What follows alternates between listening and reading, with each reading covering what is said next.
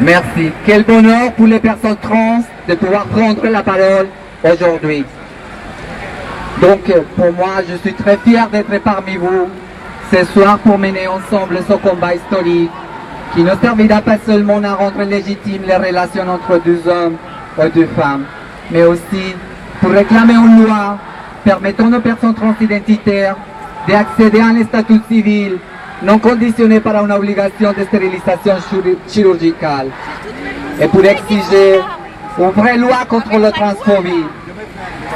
En ce qui me concerne, je suis une personne trans migrante qui n'exerce plus le travail sexuel, mais en toute connaissance des causes, je me permets de dénoncer des faits quotidiens, des violences qui ont lieu en France, pays des droits de l'homme, où la stigmatisation des minorités reste bien ancrée dans la société.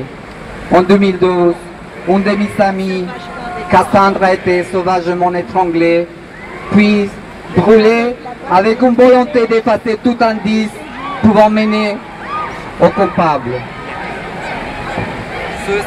Ceci parce qu'elle était obligée de s'isoler pour se prostituer. Nous les trans, cumulons des facteurs qui nous exposent de surcroît à ces vagues actuelles de haine. Moi, je suis rassuré par votre présence et par ma conviction et mon engagement en faveur des droits LGBT.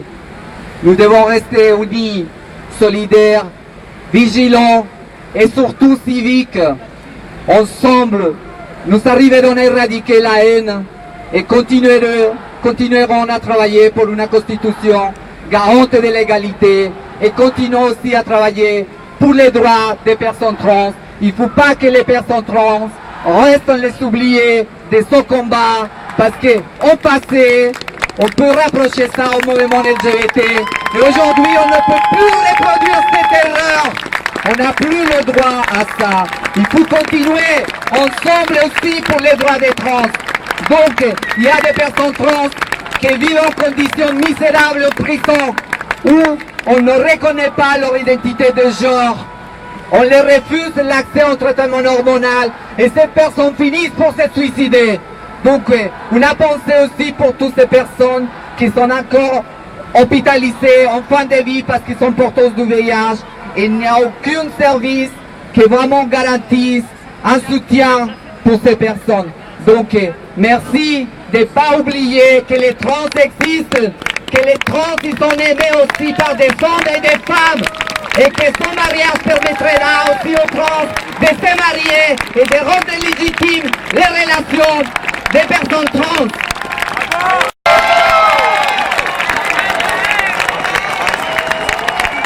Merci, et on n'oublie pas effectivement que nos combats, c'est les combats des personnes transsexuelles, c'est les combats des putes, c'est les combats des sans-papiers, c'est les combats des personnes de couleur.